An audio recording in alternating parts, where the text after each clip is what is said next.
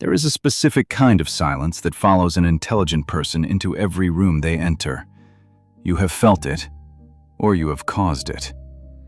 The conversation is flowing, easy, automatic. The weather, the gossip, the game, and then someone asks a real question, or worse, gives a real answer, and the air changes. Nobody can explain what just happened, but everyone feels it. The laughter resets a little too quickly. The subject changes a little too fast.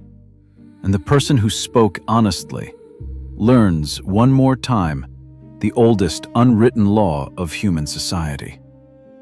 You are allowed to be smart, but you are not allowed to see. Arthur Schopenhauer spent his entire life studying that silence, and he came to a conclusion so uncomfortable that philosophy spent a century trying to soften it. Society does not hate stupidity. Society tolerates stupidity, forgives it, even finds it charming. What society cannot forgive is clarity. The person who sees through the games, the person who declines the performances, the person whose mere presence makes the crowd feel for one unbearable second that it is a crowd. That person will not be attacked with arguments. They will be attacked with something far more effective. Labels. Difficult, arrogant, cold, too much.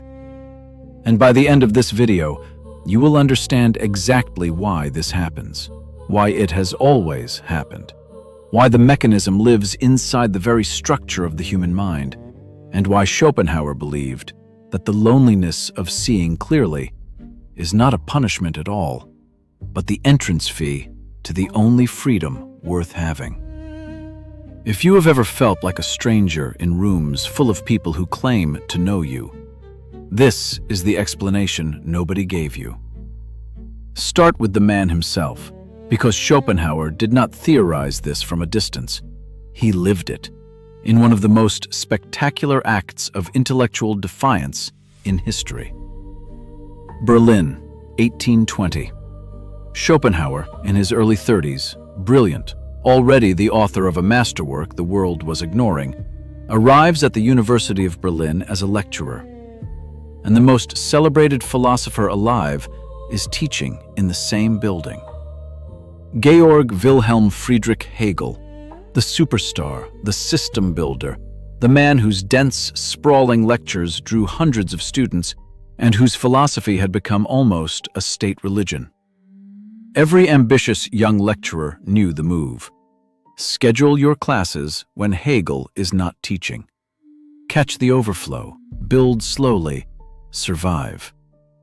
Schopenhauer looked at the timetable and did the one thing no sane careerist would ever do. He scheduled his lectures at the exact same hour as Hegel's. Deliberately, head to head, the unknown against the institution. And the result was a massacre. Hegel's hall, packed, hundreds of students, standing room only. Schopenhauer's room, a handful of listeners, sometimes fewer than 5, sometimes nearly empty. Semester after semester. He was not just losing, he was being erased. Any reasonable person would have adjusted, compromised, found a different hour, softened the rivalry. Schopenhauer refused. If the crowd chose Hegel, then the crowd was wrong, and he would rather speak truth to an empty room than fashionable confusion to a full one. Eventually, he left academia entirely and never returned. He spent the next several decades in relative obscurity, writing alone, living alone, walking his poodles alone, while the intellectual world celebrated men he considered charlatans. Now, you can read that story 2 ways. The comfortable reading is, what a stubborn, bitter man. The uncomfortable reading, the one this video is about, is a question. What did Schopenhauer see that made an empty classroom preferable to a full one? Because that is the real subject here. Not intelligence as trivia or grades or chess. Intelligence as sight. The capacity to see what is actually happening in a room, in a system, in a society, in yourself, while everyone around you agrees, silently and collectively, not to look. Hold that question. We're going to answer it piece by piece. To understand why sight terrifies the crowd, you first have to understand what Schopenhauer discovered about what actually drives human beings. Because his entire philosophy rests on one devastating observation. And once you see it, you cannot unsee it anywhere. Schopenhauer looked at humanity and asked the forbidden question: is man actually rational? The official story of his era, the official story of every era, says yes. Humans are thinking beings. We reason, we weigh, we choose. Schopenhauer looked closer and found something else entirely. Underneath the thinking, underneath the reasons, underneath every elegant justification, there is a blind, surging, relentless force that he called the will. Not willpower, not decision. The will, the raw, unconscious drive to exist, to consume, to reproduce, to dominate, to continue. The same force that pushes a root through concrete and a salmon up a waterfall is, in Schopenhauer's vision, the true engine of every human life. And the intellect? The precious, rational mind we are so proud of? It is not the king. It is the servant. A press secretary, hired after the fact, whose job is to dress the will's blind demands in respectable explanations.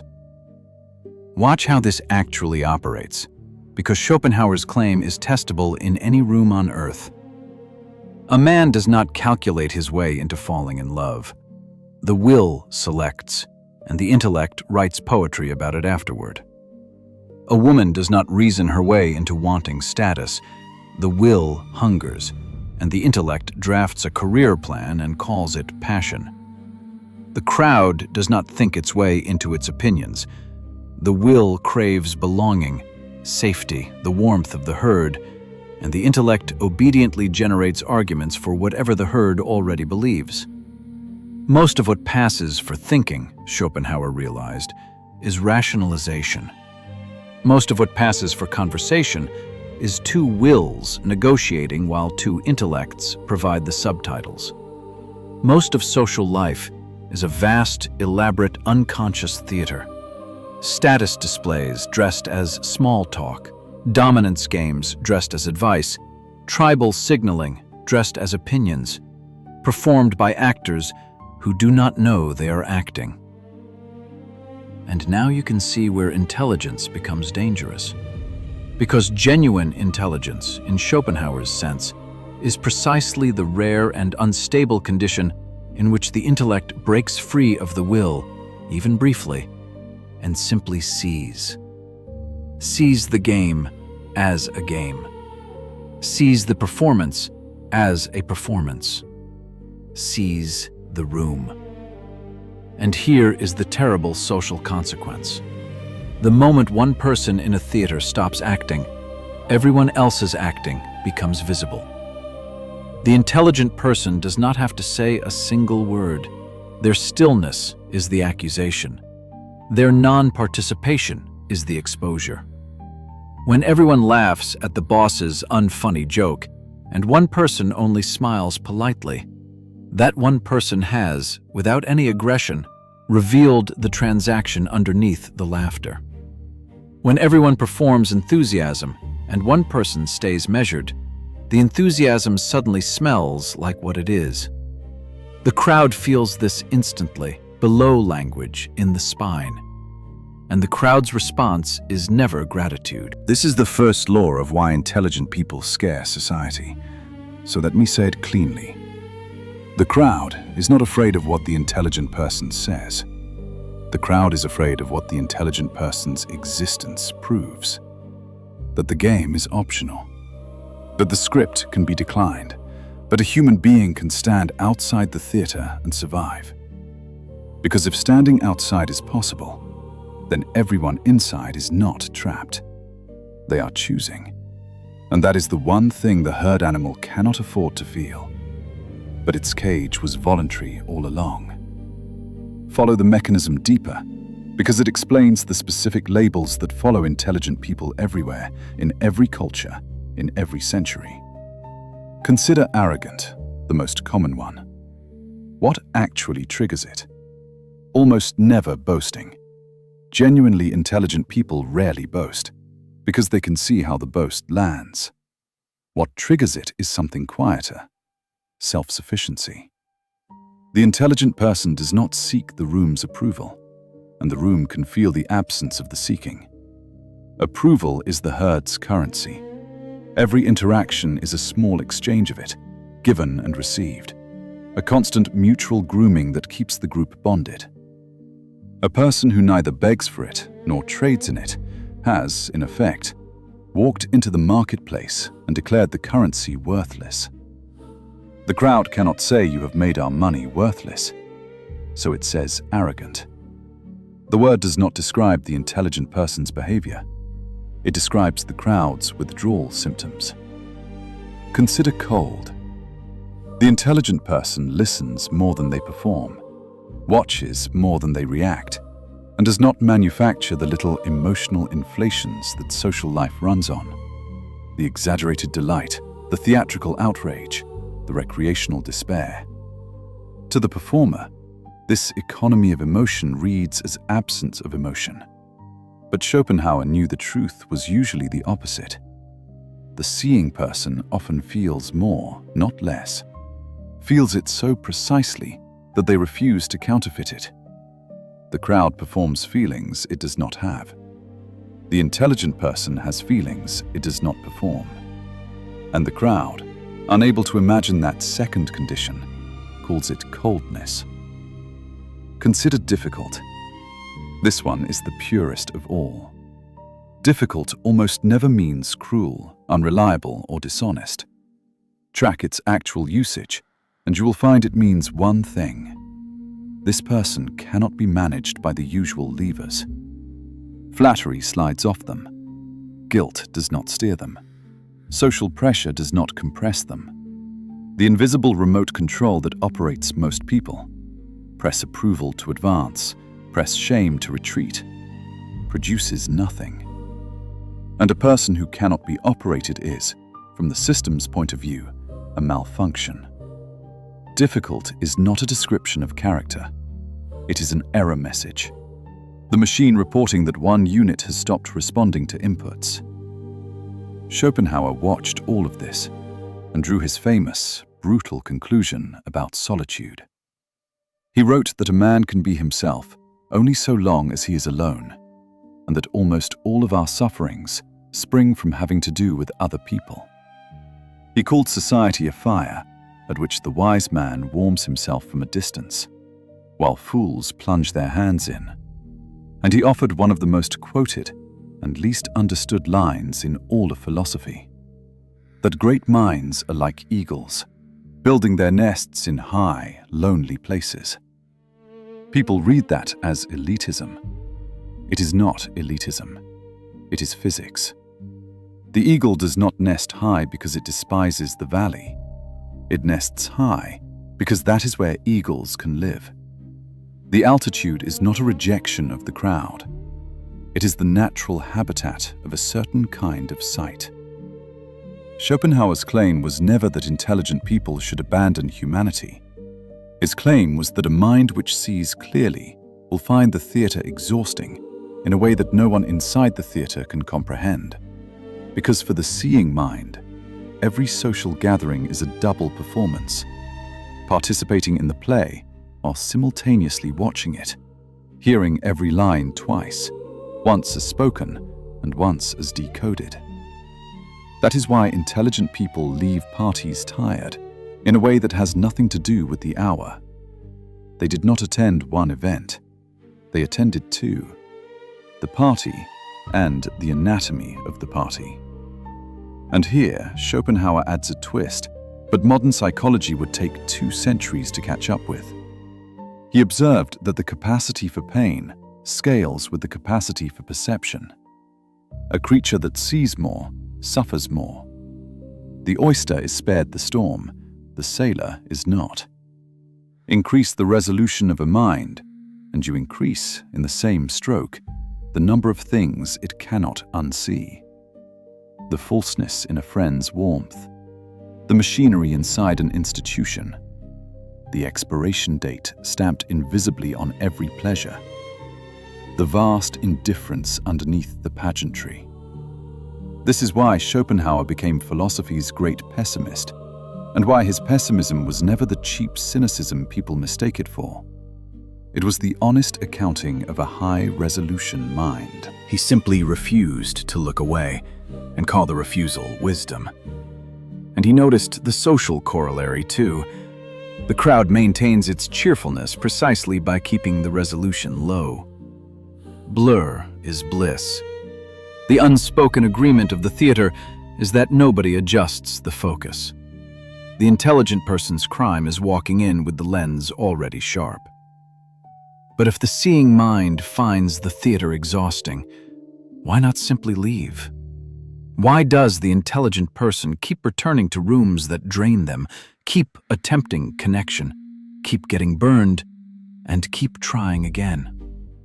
Schopenhauer answered this with the single most famous metaphor he ever created, a small, freezing parable that explains almost every painful relationship you have ever had. He called it the porcupine dilemma.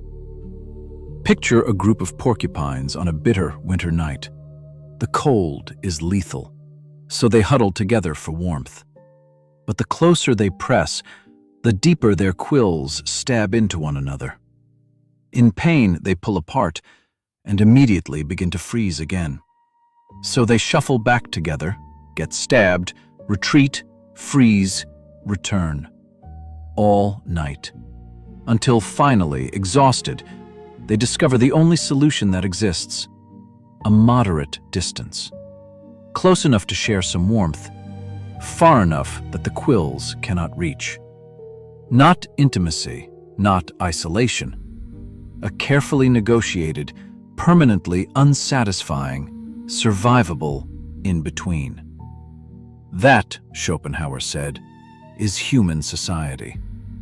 Every person carries quills, vanity, envy, insecurity, the endless friction of egos.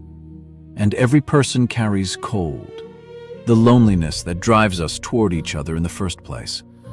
Ordinary people, he observed, have duller quills and thicker skin.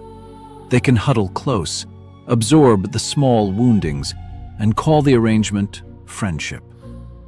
But the intelligent person is different, and different in both directions at once. Their perception makes every quill sharper.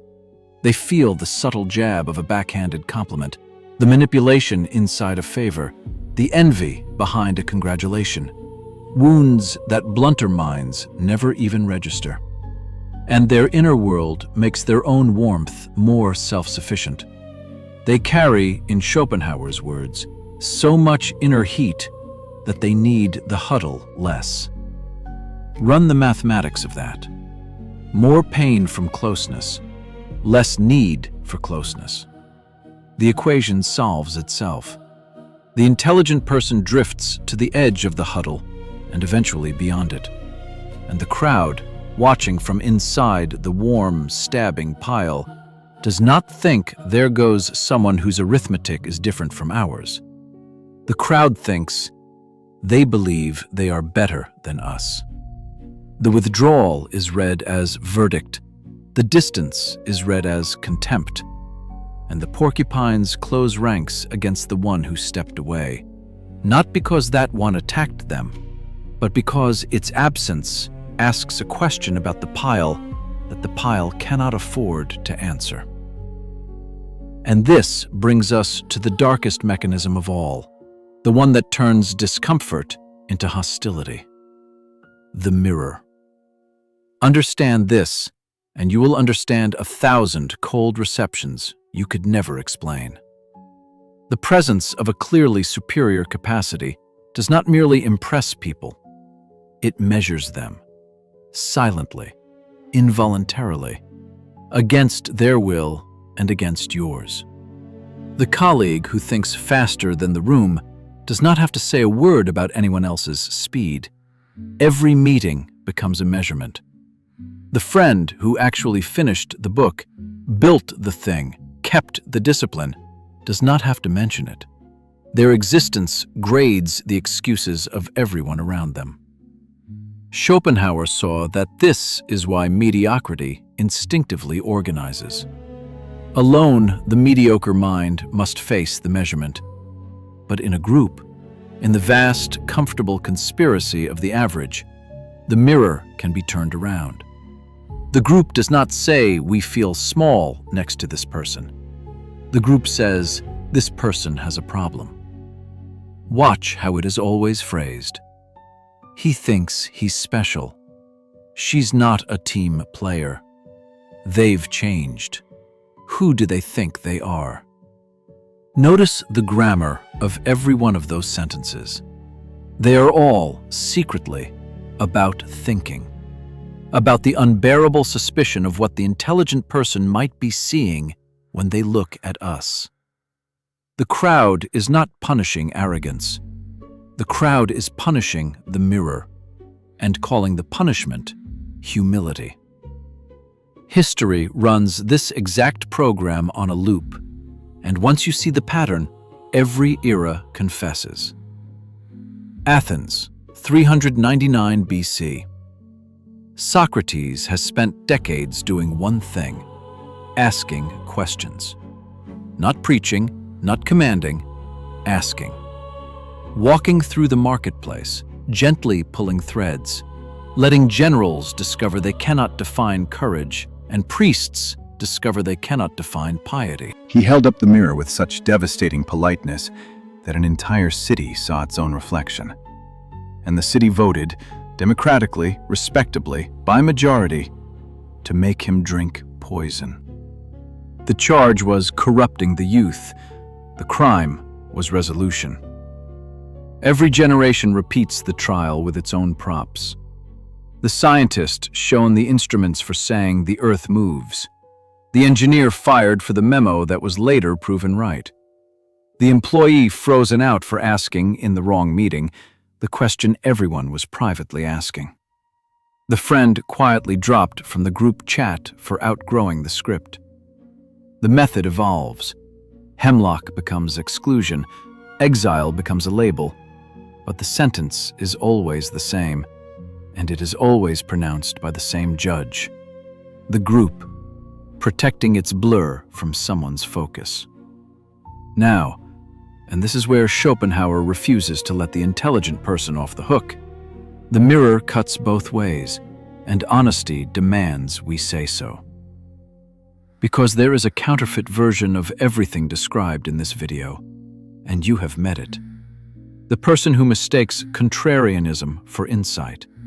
The one who wears isolation as a costume, sneers at every gathering, and calls their bitterness depth. Cynicism is not sight. Cynicism is the will wearing the intellect's clothing, wounded pride generating a philosophy to justify itself.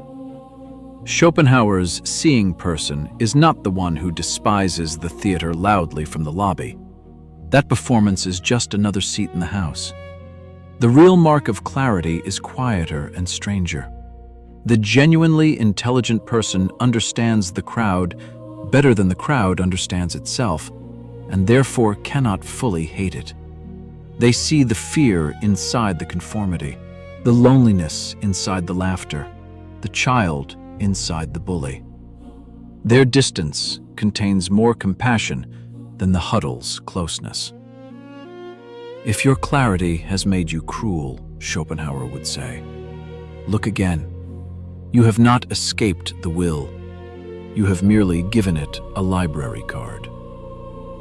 So we arrive at the honest ledger. What does sight actually cost? It costs easy belonging, the warm, unexamined membership that blunter minds enjoy like weather.